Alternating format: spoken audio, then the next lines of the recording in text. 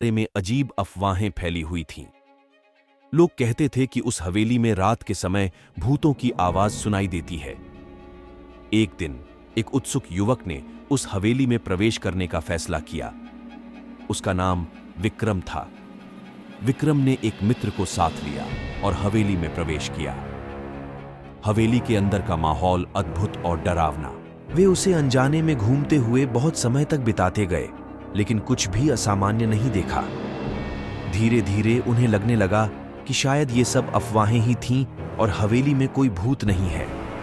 लेकिन जब वे वापस लौटने की तैयारी कर रहे थे, तभी उन्हें एक डरावनी आवाज सुनाई दी। वे भयभीत हो गए और हवेली के अंदर और अधिक गहरे अंधेरे में घुस गए। वहां उन्हें एक बड़ी पुरानी तालाब मिली जिसमें कुछ अजीबोगरीब चीजें दिखाई दी। विक्रम और उसका मित्र नाम्रता ने तालाब के किनारे पर खड़े होकर उसे ध्यान से देखा। तभी तालाब का पानी हिलने लगा और उन्हें डरावनी आवाज सुनाई दी। धीरे धीरे एक पुराना और डरावना महल पानी से उपजा।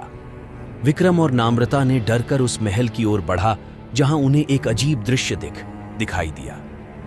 उन्होंने देखा कि महल के अंदर कुछ अनजाने और डरावने आत्माएं घूम रही थीं। वे डरकर पीछे हटने का फैसला किया, लेकिन उन्हें पता चला कि वे बाहर नहीं निकल सकते थे। महल के अंदर घूमते हुए वे एक कमरे में पहुंचे जहां एक पुरानी किताब रखी हुई थी। विक्रम ने किताब खोली और उसमें एक कहानी पढ़ने लगा। कहानी के अनुसार यह महल एक समय में एक सम्राट की रहस्यमयी आवास था। सम्राट ने अपनी स्त्री को बहुत प्यार किया था, लेकिन एक दिन वह गायब हो गए। बाद में पता चला कि उन्होंने अपनी पत्नी को उसी महल में बंद कर दिया था। विक्रम और नाम्रता ने कहानी को पढ़ा